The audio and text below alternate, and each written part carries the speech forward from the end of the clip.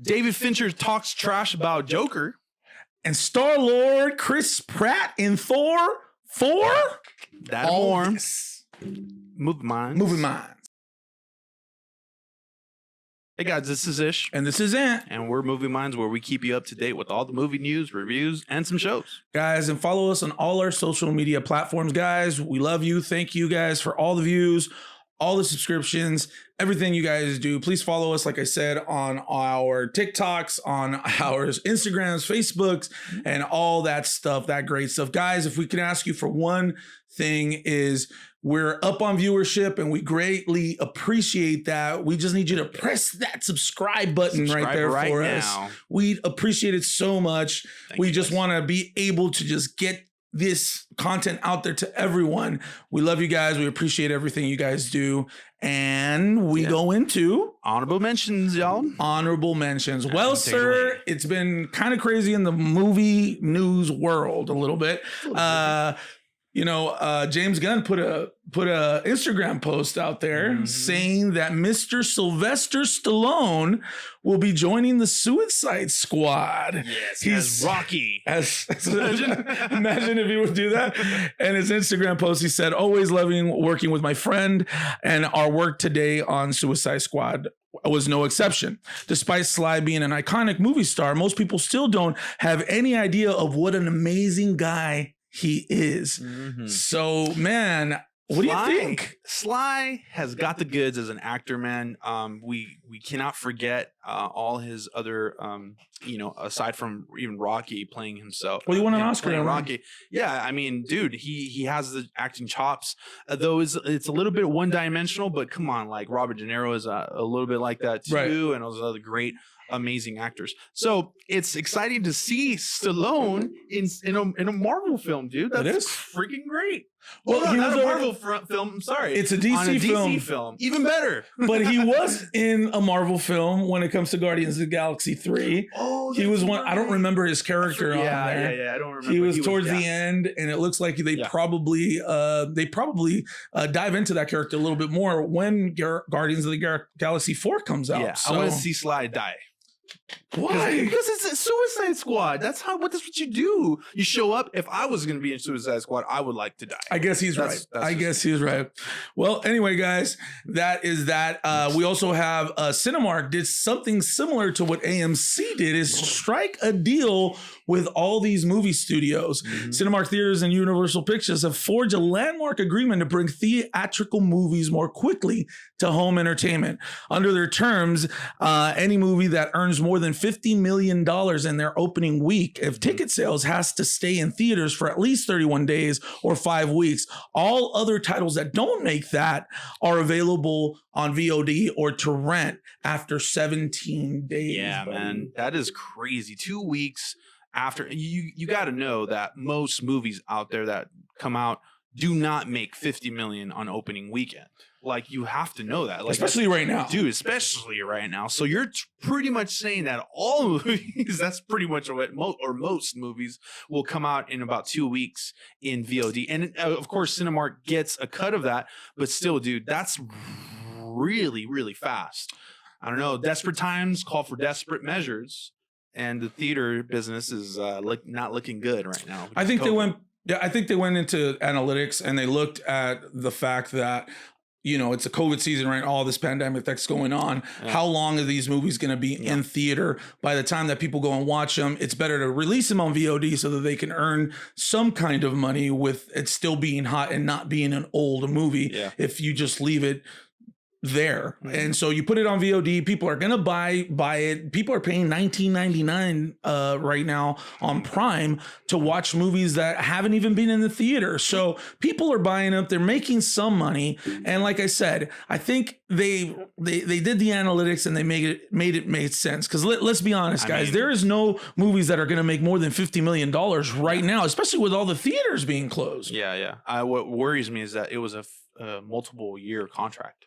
So, the pandemic's not going to last for a few years. So this might be bad news for a few people out there in this industry. So, we'll see what happens with Cinemark, guys. I mean, look at AMC. They also struck a deal. So who knows? I guess they may know something we may not. that we don't. So we will see what happens. In other Marvel news, I wanted to finish it up with this just because it's about the great Chadwick Boseman. It looks like Marvel Studios executive vice president says that there is no plans to digitally recreate Chadwick Boseman in Black Panther 2. So what do you think? I saw the message that they released, and they were like, there's no other Chadwick Boseman. There's no replacement for him. And I really do like this notion of respect, but I have to kind of exit out from that fan boy base of Chadwick Boseman, because he deserves that honor. He deserves that respect. Couldn't agree with you more. I can't see how they could do a Black Panther movie without the actual Black Panther being the lead role. They're gonna either have to recast some multiverse magic, potion that they'll have to take. I don't know, or they're gonna be really creative. But there's no way in hell that they cannot do a Black Panther lead movie without their lead. It's crazy. I think when you think about something like this and what they're saying about recreating, obviously it's not recreating Black Panther for their whole role, but if they did something like they did for Fast and the Furious when Paul Walker died, and then towards the end of the movie they got his brother and they were able to CGI some of the parts, and it was really touching, guys, and I felt like it really helped the movie kind of give it closure with that Paul Walker not being back in the rest. And so I think that's what they're trying to do with Chadwick Boseman. I don't think it's a bad idea for them to be able to recreate somehow his character and him some way passing down the mantle to whomever is going to be. It sounds like Mr. Washington, the guy from Tenet, what's his name? John Washington. John Washington. He's I hear that he's in the rumors of maybe becoming the next Black Panther. You heard it here first. And we will see what happens with that. But I think that's the route that I think a lot of people would like to see, at least Chad come back to that degree of things. But I get it why they wouldn't, and I get why they would pay the respect of just figuring something else out. I'm sure they have a lot of heads over there and figuring out how to do it without Chadwick Boseman's presence. So anyway, well, these were very heavy honorable mentions, but we're going to go right into hot tops. Hot tops. All right, guys. So the very first segment that we have today was director David Fincher recently talked some smack about Joaquin Phoenix's Joker, and he said something about betraying those who suffer with mental illness. And we're going to go and break down this little comment right now, so stick around. This is what he said. Nobody would have thought they had a shot at a giant hit with Joker had the Dark Knight not been massive as it was. I don't think anyone would have looked at the material and thought, yeah, let's take Travis Bickle and Rupert Perkin, which are some Scorsese's fictional characters, and conflate them, then trap him in betrayal of the mentally ill and trot out for $1 billion. Oh my God. So, all right, man. So what do you think about David Fincher's comments, man? Do you agree with it? Absolutely freaking not. They make me laugh. And honestly, David Fincher is the guy that brought you guys Fight Club, okay? I really hate these comments, guys. I hate him because I feel like he's being a hater. I feel like he's just hating on the fact that they capitalize. He's trying to say that Todd Phillips, the director of Joker, capitalized on two characters that Martin Scorsese came up with. Taxi, one being Robert De Niro character, and the other one I'm not too familiar with, but they meshed him together and made him ill of the mind to create this Joker that we got in this Todd Phillips movie with Joaquin Phoenix. And that's why this worked. He also goes on by saying that if Dark Knight hadn't been the success that it was, that Joker wouldn't have worked out the way that it did. And I really dislike David Fincher right now, only because of the fact that Joker has been such an iconic character, even before any I mean, they were doing the show back with the Batman days with Joker, and he was still a beloved character. He was still a character that a lot of people loved. I mean, I can see why he would say that to some degree as to why he would say it, and he can compare. There's like some kind of comparison, but there's just no reason to say that. I have no idea. Shame on you, David Fincher. Shame on you for saying that. Joker was a great film. It tackled some really, really crazy issues, but it really, really shed a light on mental illness. You made Fight Club. It was a mental illness kind of movie as well. What are you talking about? It seems like you're contradicting yourself to some degree. Seem like that, yep. So look, I don't agree with it. I hope that you go back and you know what? I wonder what Joaquin and Todd Phillips are thinking. I hope they don't even answer you because it doesn't even deserve an answer. But shame on you, David Fincher, for even saying that. But that's my take. I'm sorry for going on a rant there, but it just really, really ticked me off. Well, in my personal opinion, from what I could just gather from all the interview, it might have been taken a little bit out of context. But still, when you read this passage, it really does kind of feel like he's just a hater, pretty much. You know, over the weekend we were at a bachelor party for our boy Ruben. Yeah, shout out to Ruben and the 8. Yeah, great weekend.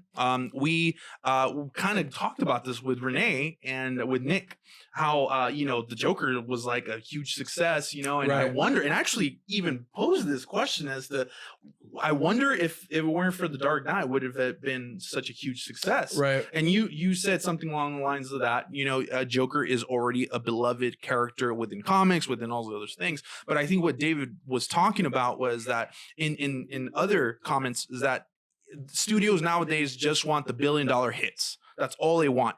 And movies like his, where they are not $1 billion making, they're not going to make $1 million.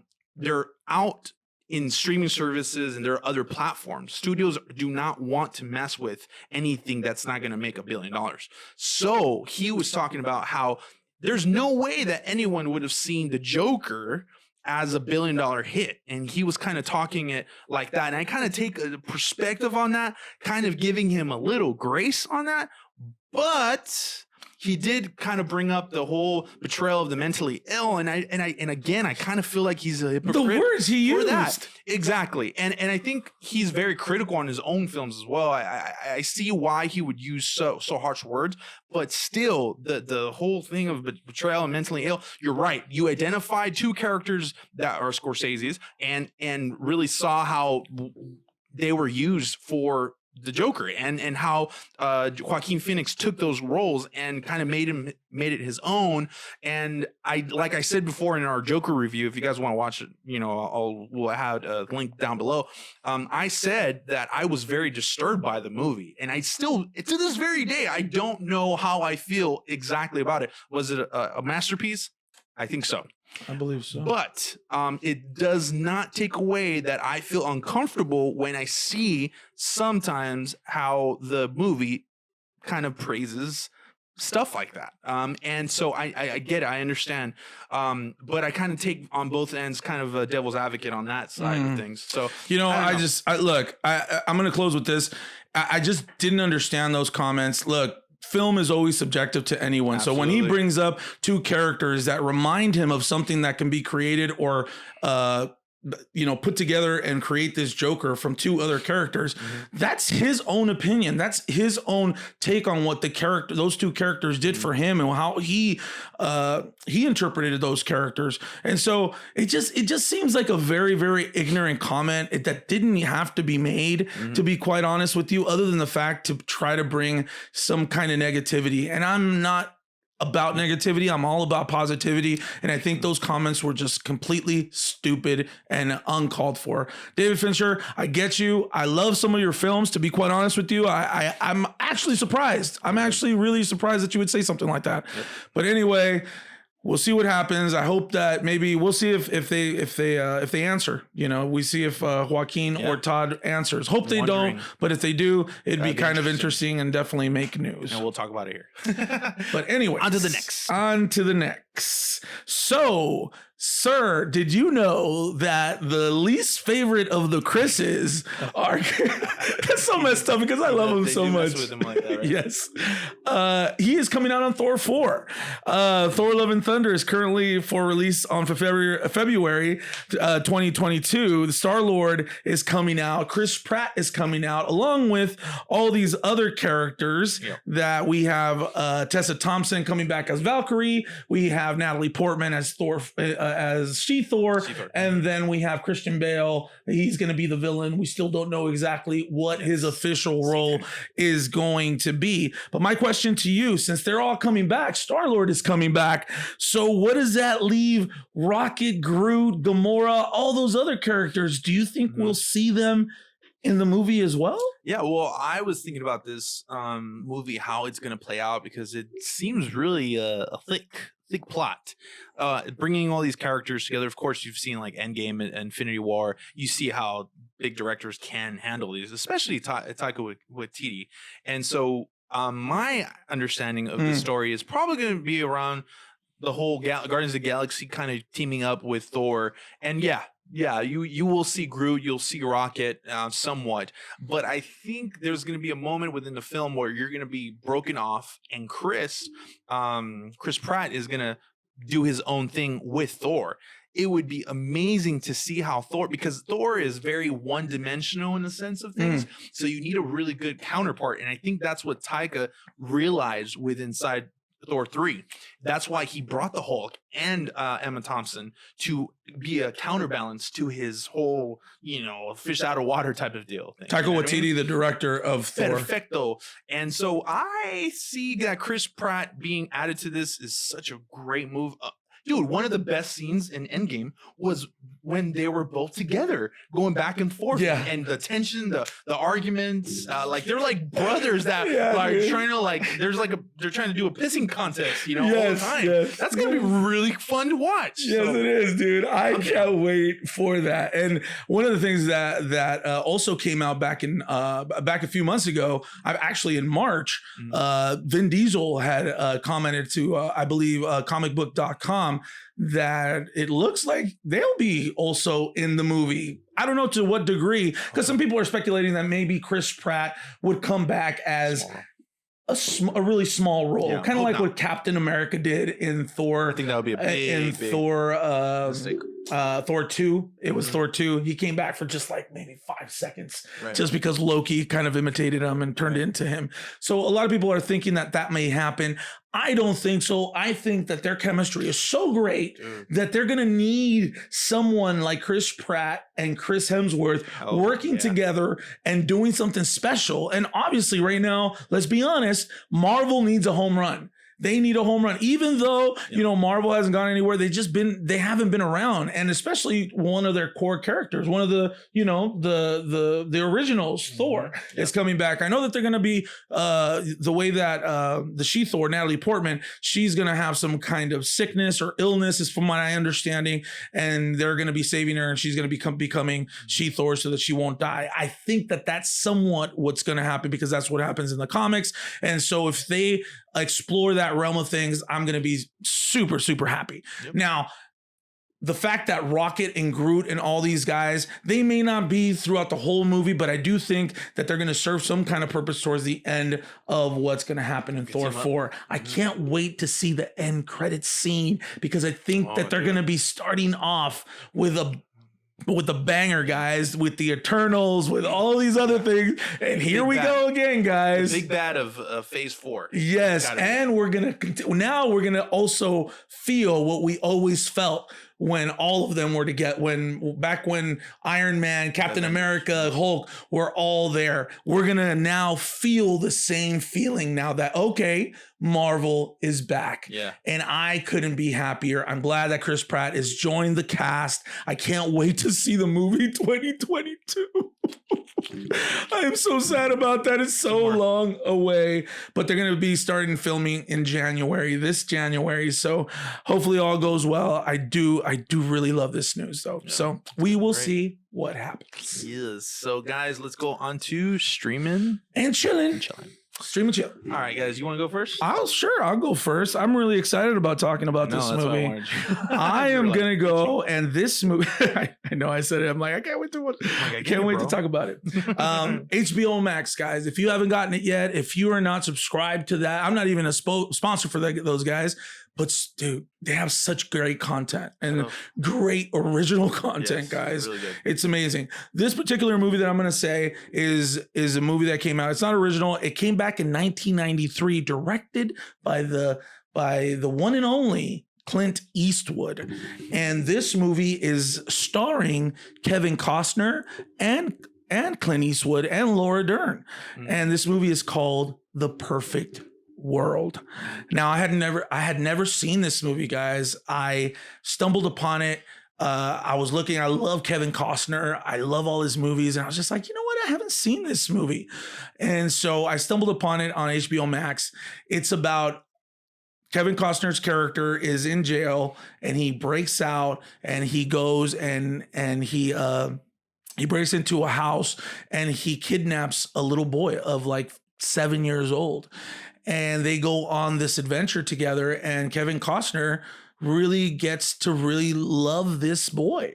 And the boy loves him, and the mother, and Clint Eastwood is one of the police officers or the sheriffs, and they're looking for him, and they're following them, and you see how Kevin Costner is just such a great actor, because even though you see one side of him with being a delinquent, you also see the other side of him, and you also see maybe what happened to him, because they don't say it in the movie, but you could almost figure that out by the way that he treats the boy and the people that he runs into.